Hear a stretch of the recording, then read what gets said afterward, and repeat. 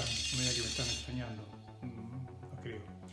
Algunas noticias. Como ustedes saben, ya hay muchos profesores que están organizando la posibilidad de hacer un encuentro a través de Zoom, o sea, por algún medio en el cual nos permita vernos de vuelta y recordamos quién era quién y las caras que tenían, ¿sí? Y poder dialogar. Obviamente, en nuestro caso, eso ya no va a ser en esta semana, pero turismo, tampoco en turismo, por las dudas, pues soy medio fanático de la física, pero sí me gustaría ir pensando para el martes o el miércoles después de turismo, fijar una hora, obviamente un horario sería para físico-matemática y otro para ciencias biológicas, por razones esperables, yo qué sé, porque para que no sea mucha gente, para que podamos intervenir todos, para que lo podamos discutir.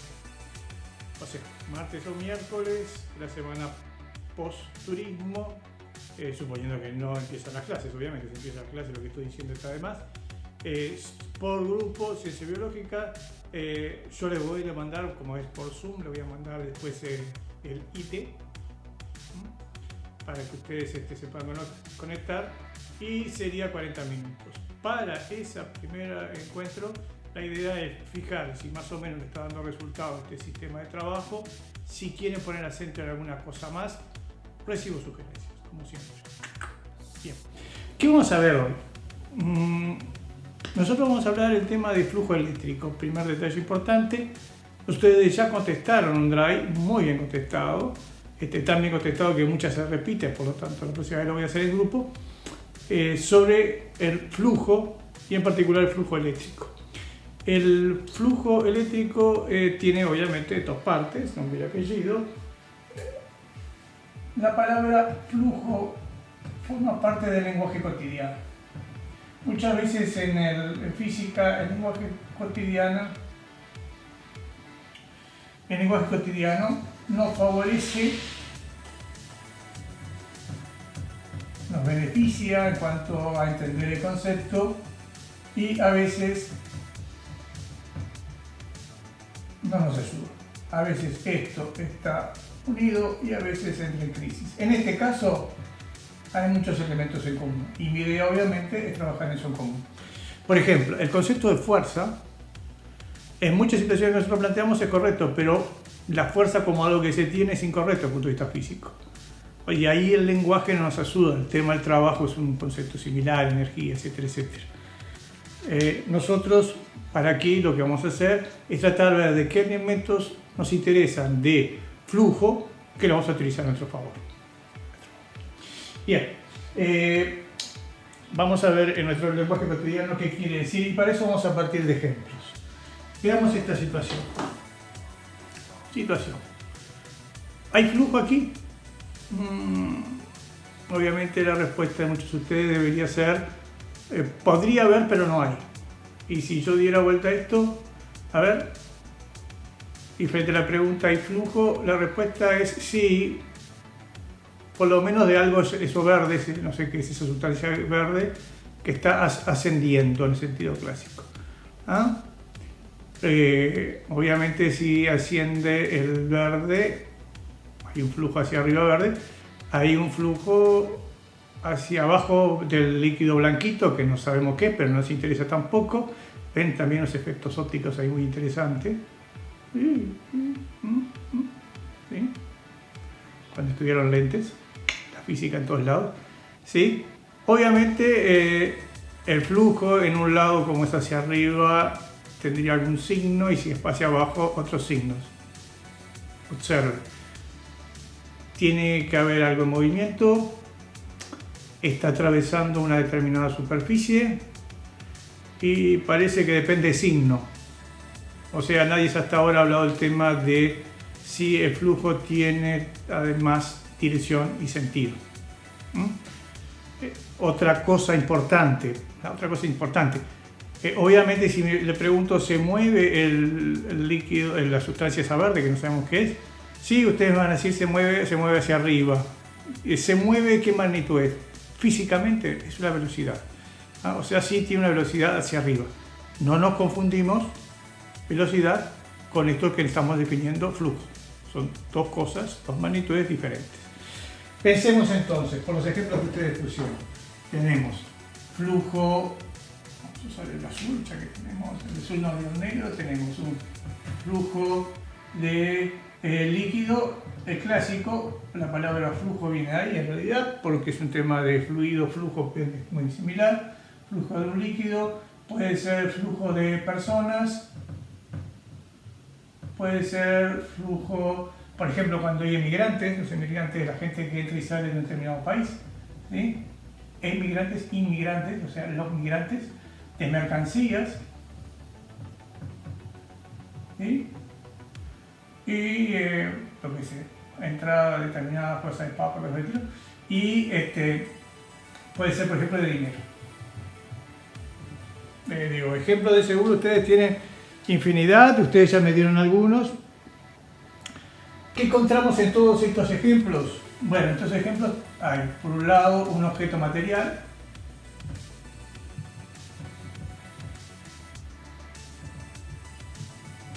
líquido, personas, mercancías, hay un movimiento y atraviesan o pasan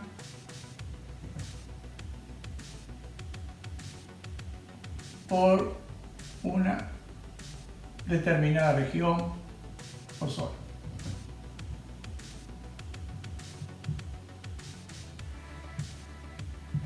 Por ejemplo, si estamos hablando de los migrantes, los que emigran y los que inmigran, entonces ahí nuestra región por donde pasan las personas son las aduanas normalmente, ¿no? Si alguien puede entrar de forma ilegal, pero normalmente son las aduanas, ¿sí? Y entonces ahí tenemos un flujo de personas. Es necesario que siempre sean objetos materiales, es decir, objetos en el cual tienen masa, por un lado, y no, se nos pueden ocurrir otros ejemplos de flujo asociados a física. Por ejemplo, podemos pensar en un flujo de datos. Flujo de ideas. Además, flujo de amor. Digo, y se nos puede, yo qué sé, hasta un flujo de conocimiento se nos puede decir.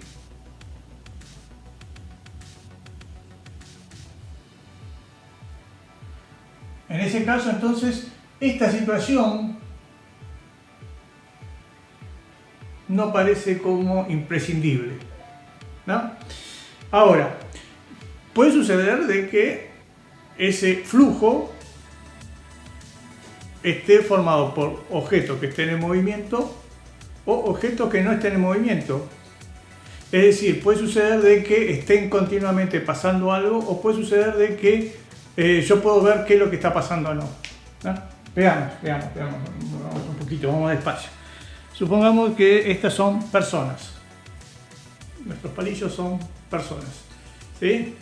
Y yo quiero saber si hay un flujo o no de personas. Obviamente, si yo hago así y pregunto, ¿hay flujos? Ustedes dicen, hay un objeto material, que son las personas, acá llamado palillos, ¿sí? Pero frente a la pregunta de si hay flujo o no, no sabemos. ¿Por qué? Porque no sabemos por dónde tienen que pasar para que haya una determinada flujo o no. Por ejemplo, si yo digo, aquí hay flujo, sí, acá están pasando el flujo. Aquí están pasando, hay flujo. ¿Sí? Bien. Y si esto yo hago así y digo, ¿hay flujo acá? No, acá no están pasando por esta superficie que estoy considerando. Aquí sí. ¿Sí? Aquí sí. Pero de esta forma, así, no están pasando. No atraviesan esta superficie. No atraviesan la región. O sea, tiene que haber algo que atraviesa una determinada región. Algo, en este caso puede ser un líquido, una persona, dinero, en este caso puede ser datos, que atraviese una zona o región.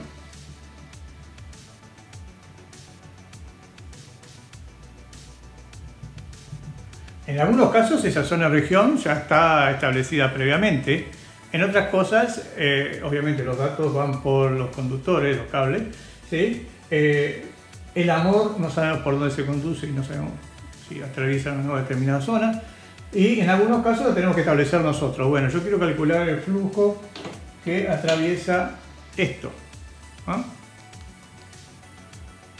¿De acuerdo? Bien. Pregunta, este flujo que está atravesando esto de aquí, o este flujo que nosotros veíamos hace un ratito, que no sé dónde lo perdí, acá está. Acá está. Acá está.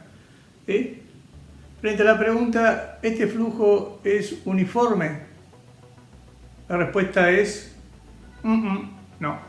¿Este flujo que atraviesa esta superficie es uniforme? La respuesta es no. Primero pasa uno, después pasan dos, después pasan tres. ¿Cómo podría ser para que sea uniforme? Y la forma sencilla es o eliminando personas, ¿verdad? O haciendo esto. Pregunta, si yo hago esto así, ¿es uniforme? Bueno, lo que pasa es que acá para dónde sea el movimiento importa de estas personas. Por lo tanto, frente a la respuesta, no. Tenemos que diferenciar cuando es para allá, cuando es para este lado. ¿De acuerdo? Pregunta de preguntas. Porque es importante decidir si es uniforme o no es uniforme el flujo. Y ahí está el tema de que no es importante. Para nada. Y siquiera es muy común. Digo, yo tengo una cantidad de personas que salen de un cine, ¿sí? O que pasan por La Habana, o que hay cantidad de agua que pasa por un río, y no me voy a poner a detener de buscar en qué momento es uniforme o no. Y entonces, ¿para qué consideramos eso? Mira, vaya, porque es más sencillo. Después que entendamos entendemos otros más complicados. ¿Sí? Bien. En este caso lo que nosotros hicimos fue variar el número de personas que atraviesan la superficie. Obviamente, las ordenamos distintas. Obviamente nosotros podríamos hacer esto y preguntar si aquí es el mismo flujo que antes, y la respuesta de los estudiantes va a ser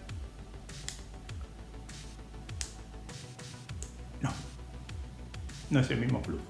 ¿Por qué? Porque acá, para la misma superficie, la cantidad de personas que pasan es menos y por lo tanto el flujo es menor. ¿Sí? ¿Se entiende esto? ¿Sí? Bien. Obviamente, nosotros podemos cambiar el número de personas que pasan o podemos cambiar la superficie que estemos considerando. Si nosotros, esta es nuestra superficie y la modificamos, obviamente, por más que quiera pasar la misma cantidad de personas, no va a poder ser y entonces el flujo es distinto. Detalle importante que tener claro, el flujo no es las personas, es las personas que pasan por una determinada región. Tiene que haber los dos elementos, personas y región, en el cual esto considera. ¿Ah? ¿Se entiende? Bien, así que hasta acá tenemos esto. En el caso del flujo eléctrico, ¿qué vamos a tener? Obviamente una determinada superficie y campo eléctrico. Y cuando yo digo campo eléctrico puede ser dos cosas, o líneas de campo eléctrico o en la magnitud vectorial representada a través de un vector llamado campo eléctrico. ¿Ah? ¿Cuál es más sencillo para poder visualizar? Obviamente la línea de campo, para eso lo inventó el señor Faraday, para poder ver eso que sucedía con la línea de campo. Entonces, ¿qué es lo que veía Faraday? Pues Faraday lo que dijo es, bueno, yo tengo una determinada superficie, ¿sí? Y tengo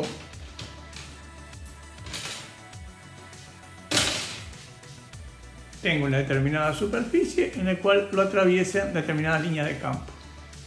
¿Sí? ¿Este es un flujo de campo magnético? Sí, porque hay líneas de campo que atraviesan esta superficie. Miren lo que hice para ustedes. Hola. Bien. ¿Cómo lo veríamos aquí? Bueno, aquí lo veríamos así. Y acá veríamos atrás. La crucecita. ¿Ah? Y aquí adelante. ¿Sí? Este es un campo uniforme. ¿Tiene que estar en movimiento las líneas para que haya el flujo eléctrico? No. Para que haya flujo eléctrico lo que tiene que haber es líneas de campo que atraviesen la superficie. ¿Quién define la superficie? Nosotros. nosotros. ¿Ah? Eso quiere decir de que obviamente la superficie puede ser grande o pequeña, como nosotros decidamos. Puede ser que coincida con esto y entonces tengamos algo así, ¿verdad? Y acá están atravesando esta línea, ¿sí? Esta sea nuestra superficie y esta sea la línea de campo, ¿sí? Ahora ya no es más esto blanco, sino que es esto, ¿sí? Y o sea esta. Bien. ¿Qué quiere decir que sea uniforme? Vamos a tratar de recordar lo que vimos antes. ¿Qué quiere decir que la línea de campo sea uniforme? Considerar una determinada superficie, la cantidad de líneas que lo atraviesan. ¿Sí? Me dan idea de que es uniforme, ¿no? ¿De acuerdo? ¿Entendemos esto? Entonces vamos a anotar acá entonces, para recordar, para que haya un... Aquí tengo otro colorcito para ustedes, que no sea azul y negro, que sea libre de cacao. Vamos a ver, flujo eléctrico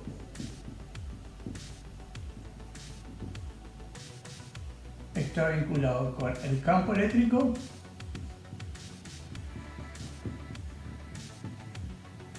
y con el concepto de flujo.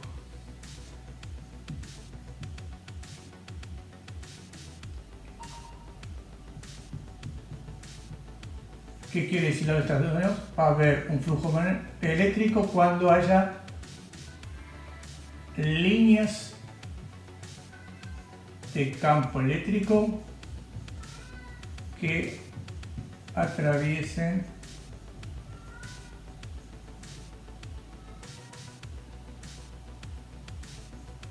una determinada superficie.